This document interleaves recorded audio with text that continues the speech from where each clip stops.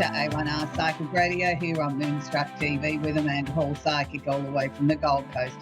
Look, our hearts and our prayers and our thoughts go out to the people of New York and the surrounding areas with this terrible winter storm that's still raging over there. Last I checked on the weather and on the news here in Australia. And, you know, it's a very difficult time. Look, I know lots of people around the world are struggling with different weather events. And, you know, we seem to be getting more and more of them. It sort of seems to be sort of every day, every week, there's another 100-year flood or another 100-year storm or something that we weren't expecting, or bushfires or forest fires. And it just seems to be going on and on and on. And there doesn't seem to be any reprieve from it. Look, I'm not going to get here on my soapbox and say, for those that don't believe in global warming, well, this is what happens. It's just that the world is changing and we all need to start to take some sort of action, start to be a little bit more responsible for ourselves and start to look at the way that we live. Are we using too many natural resources? Are we using too much packaging? You know, we, the shoppers, can sort of vote with our feet and say, look, I won't buy that product because it's got too much plastic in it or too much man-made stuff that's got to go into landfill, which is then causing, you know, an imbalance in our environment. It's just a little thing that I think that we can all be sort of a little bit more consciously aware of trying to sort of save our beautiful planet. So this week, the Simply Tarot card of the week is the Knight of Wands. Now, in all my years of teaching, I always found that a lot of my students found it very confusing and very difficult to understand how to integrate into a reading a knight, a page, a king, or a queen. Now, these always represent people. Now, the knights and the pages are young people under the age of 25. So we're looking at a knight as being a young man up to the age of 25. Now, most of the time when it comes out in a reading, it's not necessarily indicating that there's a young man coming into our lives or somebody that we need to be aware of. It is usually the secondary meaning in this case, which is an important letter. Now, letters are probably a little bit passe these days. We're talking about text messages, we're talking about emails, we're talking about voice messages, any form of communication that could come that is considered important. I still like to use the term important letter because that's what I taught for many, many years. And I still think it has some weight that we stop and we think, okay, that's written. That's something that's, you know, we've got to take a little bit of notice of. It's not just a voice conversation. It's something that where somebody's trying to get our attention. Now, the other thing that I want to point out, if you're a parent, your children, no matter what age they will always come out as pages and knights. They could be 50 years of age, but in your mind, they're still your child.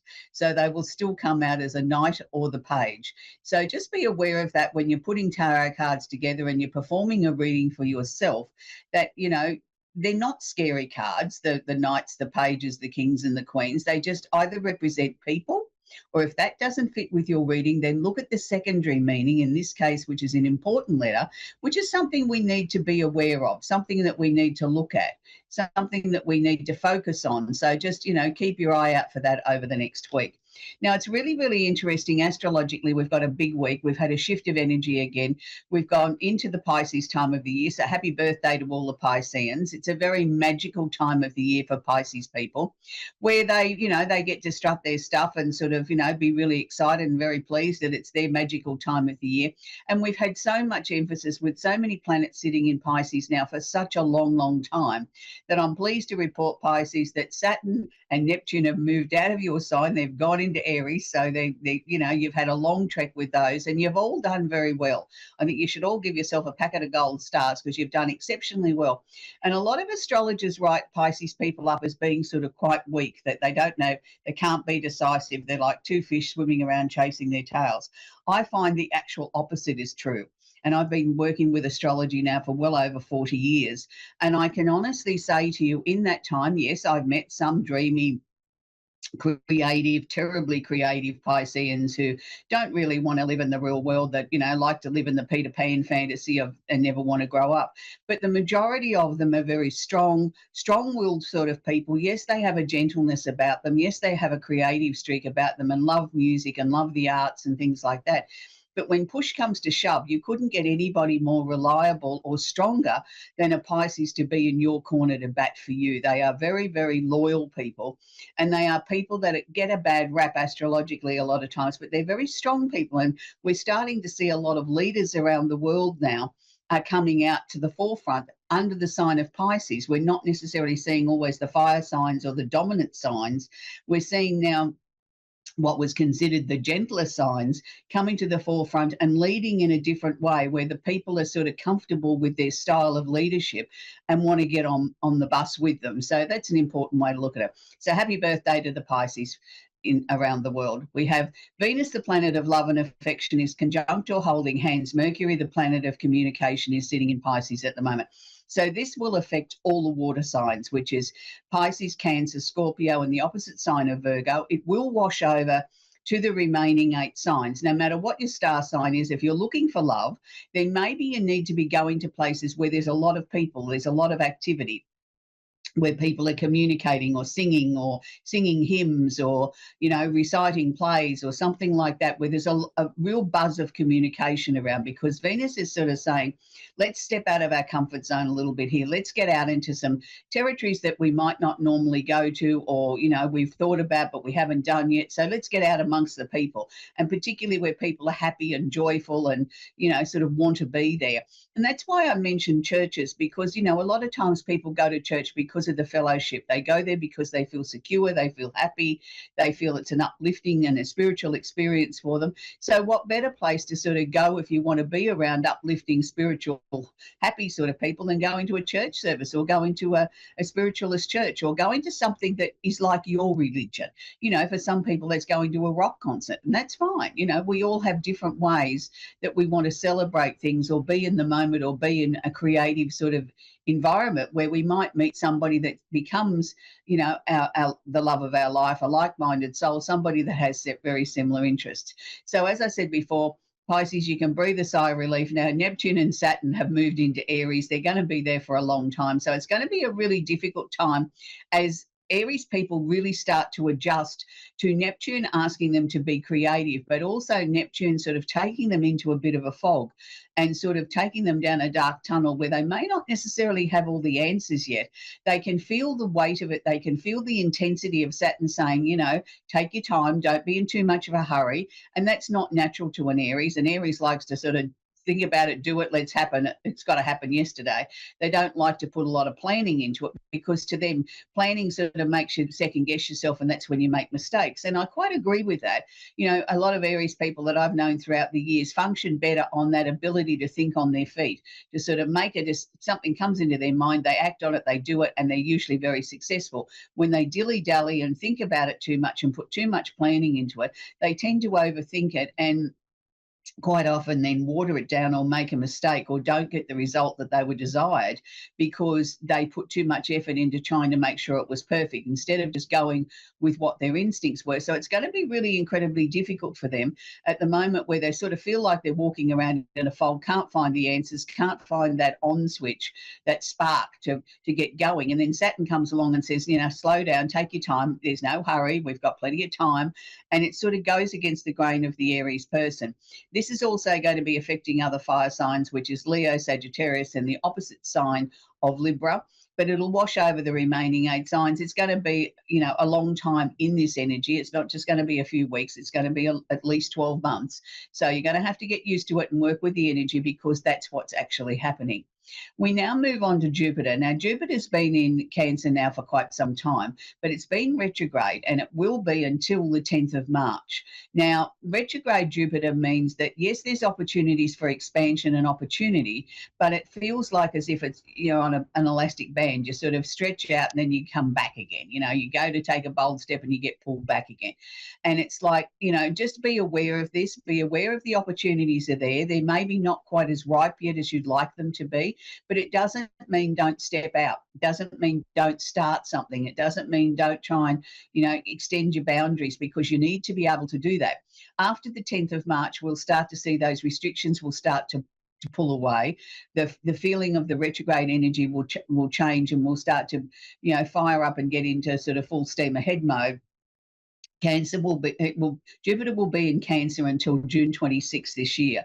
So it's really important that we sort of work with this energy. And this is particularly for the water signs, which is Cancer, Scorpio, Pisces, and the opposite sign of Capricorn. So just be aware of that. It will wash over the remaining 8 signs. Look, being a Sagittarius and being ruled by Jupiter, I've been very aware of how this Jupiter energy has been affecting some of the fire signs, particularly in this last 12 months. They sort of get a little bit of a go on, and then all of a sudden it comes to a dead standstill, and then it's like, what next? Like I put all this energy, all this effort into it. Now I'm exhausted. Well, maybe that's the plan. Have a little rest, get ready for when things start to fire up. And I think that's a good message for all the remaining 8 signs. If you feel as if you've been a little bit stuck, you get a little bit of a go on, and then it comes to a dead stop. Take that time to give yourself a little bit of a rest, or diversify your energy and look at another project, or watch a movie, or go to the park, or, have a coffee with a friend. Like, take this time, because once Jupiter starts to go forward again in less than a month's time, we're all going to be sort of frantic. We're going to be running around. There's going to be lots of energy expended, and we need to sort of build it up a little bit to sort of have a bit in the reserve tank. Finally, I want to talk about Uranus. Now, Uranus has been in Taurus now for a very, very long time, but it will be coming out of there in April. So it's like, the last few months here of Uranus in Taurus is going to seem really severe, and it's going to seem very difficult in some ways, because Uranus has got very little time now to finish off the lessons that he wanted to deliver to Tauruses particularly, but all the other earth signs as well, Virgo, Capricorn, and the opposite sign of Scorpio. So he's going to sort of be like wielding a big stick. Things could happen out of nowhere. Things could happen suddenly. You could suddenly have to change your plans because all of a sudden Uranus says that's the wrong path, or this is not the way I want you to go. Or, maybe you've been too stuck for too long, and this is the final push to get you out of the mud and get you onto terra firma so that you can start to sort of make some progress. Whatever the case may be, don't ignore things. If you've had a feeling you've got to make changes, or you've had situations come up around you where it's indicating you need to make change, this is not the time to stick your hooves in the mud and say, I'm not doing this. Because if you do that, let me assure you, Uranus will come along like a bolt of lightning and will take you out of there, and maybe not in the way that you wanted. You had the opportunity to do it willingly. If Uranus has to do it for you, it will be sudden, deliberate, and definite, and it may not necessarily be pleasant. It'll be something that, you weren't expecting, but we need to get you on the right path. So you've got very little time if you've been ignoring things or trying to sort of turn a blind eye and say that doesn't apply to me, but deep down in your heart it does. Now's the time to take action. You don't want Uranus to take it for you. We're going to talk with Sheila in Columbus in Ohio. Are you there, Sheila? I am. How are you? Very well, thank you, sweetie. Do you have a question I can answer for you, Sheila? I guess my general question, probably you hear this a lot, is pertaining to love. I'm a widow, and I've been a widow for almost 7 years. And I have a lot of great friends, a lot of great family, but I have just not found my person again. So Yeah, I'm look, wondering, I can understand that. I can relate to that, Sheila. Being widowed is a very exclusive club, and we don't want any more members. I was that way many, many, many years ago. And I think it takes you time to be able to reignite who you are, after you've had such a terrible loss. And, just because you're widowed doesn't mean that you don't love your former husband. You still do, but there's, he's not here. You're ready to sort of move on and expand your life out again and feel complete, to feel whole again. Now, it's lovely that you've got great family and friends around you, but that doesn't sort of keep you warm at night, does it? I mean, it's not that special someone that you no, can it does confide not. in and talk to. Yeah, and they're the things that people don't sort of understand, that, they think, oh, well, maybe it's not the right time for it to meet somebody. And some people think we should never repartner again after a tragedy like that. I disagree with that. I don't believe we're designed to walk around in ones, and I don't believe our former partners would want that for us either. They want you to be happy. I mean, that's something that, it's pretty universal, that when somebody passes away, they don't want the person they've left behind to be crying in the tissues all the time. They want you to get on and rebuild your life. Now, having said that, I do feel that there is someone special coming into your life. They showed me a man with dark hair. Now, I was hesitant to sort of talk about this because there was a sort of a familiar feel here. Now, when I say familiar, doesn't necessarily mean somebody you dated in high school unusual or anything like that. But this person reminds me of somebody. I'm not sure that you've ever met them before, but it's like, wow, when you meet them, you think, gee, they're like so and so. Gee, I can't get over how their mannerisms are like, and it may be very similar mannerisms to your late husband. And there's nothing wrong with that either. Mhm. Don't let people Right. say to you that you should have somebody completely different. You don't have to have somebody completely different. You can have somebody in your life that has wonderful qualities like your late husband did, and they were one of the reasons why you loved him, or some of the reasons why you loved him, are part of the package. And to have somebody come in your life that brings those qualities back again is not a bad thing. Yes, they'll have their own individual personality and they'll have different ways of doing things, but if they have some qualities that you really admired in your late husband, I don't see anything wrong with that. And that's why I think this man felt familiar to me, was that the fact that there were so many things that you could go tick, tick, tick, and you're sort of questioning then, am I just trying to replace my former husband, or am I truly falling for this man for his own right? And I'm going to say the second Mhm. part of what I just said is true. You're falling for him for his virtues and his qualities in his own right. He's funny, he's got an unusual sense of humour. And a lot of people may not necessarily understand it or have to think about it. And then they go, oh, yeah. And then they burst out laughing. But it's sort of, he likes to do that. He likes to keep people guessing a little bit, keep them on their toes a little bit. An incredibly decent man. He's been so well brought up. I'm big on manners, and this man has impeccable manners, and I like that in a person. And the fact that when the two of you do meet, and it's unusual because you're not going to meet through family or friends, you're not going to meet him on a dating app or anything like that. It's going to be one of those random things, like you're down at the market buying a bunch of bananas, and you drop something on the floor, and he picks it up for you, and that's how it starts. It'll be something random, something unexpected like that, and Right. and you sort of get chatting, and he sort of says, well, would you like to go for a coffee? And you think, well, I've got these, things I'm going to put in the car. And that's where it starts. And it's just sort of like, it's interesting because once you get to know him a little bit more, you'll realize the two of you have lived in the same area and done similar things for many, many years. It's just been ironical that your paths haven't crossed previously.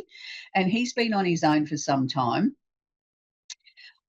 It's interesting because the way he dresses is not anything out of the ordinary. You wouldn't look at him and say, oh, gee, that's a, expensive outfit or expensive shirt or whatever. Right. Just sort of like something he's bought at the department store. And yet once you get to know him, he's actually quite well off. But he doesn't let people know that. He's not a show off in any way, just drives an average sort of car and lives in an average sort of house and, does average sort of things. And that's the way he likes to keep it. I do believe he's self-employed, and not everybody that's self-employed's got $1 million in the bank either. But he's just Right. a decent human being that sort of does a lot of things in the community, but he does it in a quiet way. He's not looking for any recognition. If he goes down and sort of coaches the little league team, he does it because he loves it, not because he wants anything back from that. Do you know what I mean? He's just a very decent sort of man. Yeah. I know the two of you are going to be very, very happy. And he makes you smile again, and he makes you laugh. Look, there'll always be somebody that'll have something to say that says, oh, no, your husband wouldn't approve of him. Take no notice of those soothsayers and their negative comments. If it feels right to you and he makes you happy and he makes you smile, that's all that matters. And just know that your husband's watching down from above, and he will give him the tick of approval. Let me assure you, he won't let anybody into your life that he doesn't approve of. He was a little bit on the protective side in that way. Yeah, He's he always was. had a watchful eye on you, and he's still watching over you, let me assure you. So nobody could get close to you that he wouldn't give the tick of approval to. So, other people don't sort of understand what it's like to be widowed. Like, you didn't suddenly lose half of your brain. You didn't suddenly not be able to make decisions just because your husband passed away. But, there comes a time when you're ready to share your life with someone again. And I think that's wonderful. And yeah, And he's really I'm nice, past that. Sheila. He's a lovely, lovely man with hazily brown eyes, a cheeky smile, and he's going to treat you like a princess. Thank you. Do you see this And happening? I don't know, in the next I 6 bought months, from 12 months? about I know. April on. They showed me. They showed me the month of April, but I didn't know that it was actually then when you were going to meet him. I felt that was sort of more from that time onwards as the weather's starting to warm up and you're getting out a bit more. But as I said, it's something random. It's not something that, you would go out and expect to maybe meet somebody. It's a random situation. Perfect. Thank you very much. Okay, well, that's where we're going to leave it, Sheila. But I wish you well. And, bring back into the show and let us know how it goes when you meet him. I absolutely will. Thank you very much. You're very, very welcome. We're going to talk with Eleanor in Fayetteville, North Carolina. And I know I've got that wrong, Eleanor. How can I help you tonight? Hi, how are you today? Well, thank you, Eleanor. Do you have a question I can answer for you, sweetie?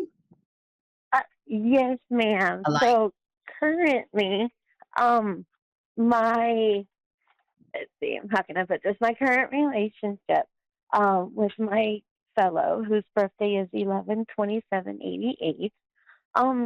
We've been kind of silent. He says that he's been being pulled every which way with his job, mentally and physically, and it's taken a toll on him. But I was just wondering if Well, we're going to get in contact again, or if it's time for me to let go what you love and hopefully they come back to you.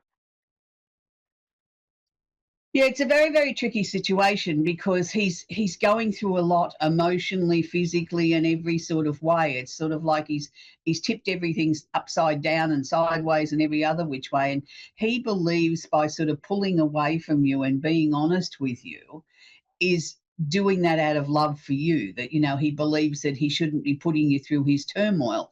Now, look, that's very admirable, but he should have given you a choice, put it on the table and say, well, then how do you feel about this? Because, you're not feeling that you want to give this up, are you? No, I don't. I don't want to give this up. No, but to me, he hasn't given you that choice. Do you know what I mean? He's made the decision for you in what he Yes. believes is an act of love. And, sometimes we can confuse things like that and by not asking the other person what they want. And even if you said at the very beginning, yes, yes, yes, I'm all in, and you found it got too difficult and you decided to bail a bit later on, well, that would be understandable. But he hasn't even given you that opportunity. Darling, I feel he needs some sort of professional help. There's a lot of emotions there that keep bubbling up to the surface. Do you know much about his Okay. childhood? Because to me, it seemed to have been a very erratic time in his life. Yes. I do know he had a brain surgery when he was younger. He's had a lot of Right. operations. Yes, I do know a lot about his childhood of, what he's told me. Right. Well, somebody that's had surgery like that, and I'm not a medical professional, I can only sort of talk about, my experience with clients over the years, that sometimes does affect their emotional way of looking at things or their way of logical rationing, that where you and I would have a different way of putting something into logic and sort of executing it, he may not have those same skills or those same capabilities. And maybe, just maybe, and this is a long shot, maybe he's worried Mhm. because maybe he hasn't been feeling as well physically as what he should and hasn't bothered or hasn't gone to a doctor yet to find out because of, my goodness, I don't want to go back down that path again like I did in childhood with all these different operations, sort of. I can understand from his point of view, but again, I come back to he should have asked you. He should have included you in the decision, not just made it for you out of what he sees as love. At this point, I don't see him coming back, but that's just at this moment, as we talk at this moment. If you can be patient and hang on till around Mhm. May or June this year, I feel that there's a slight window, a slight chance then of him reaching back out and telling you what's gone on in the months leading up to that. Now, I know it's a hard thing to sort of hang on to a thread of hope when nothing's concrete coming towards you, but you truly love this man. And I think, if you can do that, but still at the same time get on with your own life and keep yourself busy and try and keep yourself positive, I think that's the best suggestion I can make to you, because I know he truly still loves you and he believes he's done this because he loves you so much that he doesn't want to put you through what could be ahead of him. And I think again, I want to say again, I'm not a doctor, but on an energetic level, what I'm picking up is, I'm not saying he's not having some symptoms, but I'm saying I don't think that they're anything like what he experienced before. To me, this is something that can be easily monitored, controlled, and sorted. I don't even see an operation. I see, yes, doctors and medications, but I think it can be sorted and bring him some sort of stability back into his life. And but he's got to go through this. He's got to do it himself. You can't force him to go to a doctor. He's going to turn around and tell you to mind your own business and get quite aggressive and quite angry with you if you try and reach out, because he's made this decision to protect you. And all as I can suggest is, every time he comes into your mind, just keep sending him unconditional love. Nothing else. Don't question, why haven't I heard from you, or I miss you, or anything like that. Just keep sending love, because he will pick up on that energy, and that will keep him strong, and that will make him then sort of do the things that he needs to do to look after himself. But, I do believe that there is a slight health condition here that he needs to address, but it's a fear thing at the moment of, what if it's something bad? And I don't believe it is. Okay. I believe it's something that can be managed. So please, sweetie, just keep strong, keep hanging in there. If you have a bout of tears, have a bout of tears and release the emotion, and then, wipe your face and wash your face and get on with the day. And, but just keep sending him positive energy. I do believe the two of you will come back together again, but it's going to be a tricky situation. And you're always going to have to be aware of, his emotions are not what we'd call quite stable, like someone else that hasn't been through the trauma that he's been through. So you're going to have to always be more considerate than you'd normally have to be. Yes, ma'am. Thank you so much. You're very welcome, sweetie. But just keep strong, sweetheart. It's all going to happen. So that's where we're going to leave, Eleanor. And we've got, it's a really interesting time. There's so many people around the world that are facing so many different things. And it's always very, very tricky when it's matters of the heart and somebody that we love. Anyway, we're going to shift gears now. This week, I'm going to leave you with a song that might surprise a few people, because here in Australia, we have lots of amazing bands and singers and whatever, as you do all around the world. But here in Australia, we have a couple of favourites that we sort of turn around and talk about, our unofficial national anthems. One was John Farnham and You're the Voice.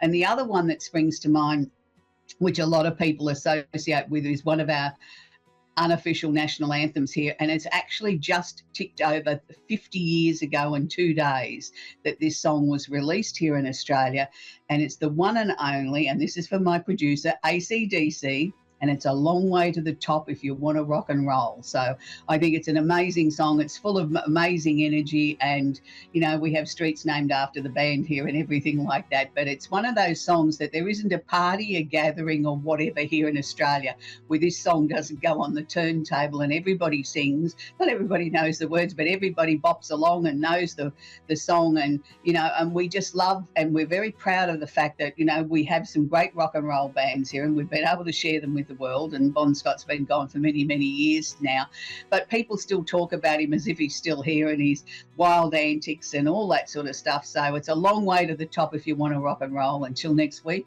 enjoy AC/DC.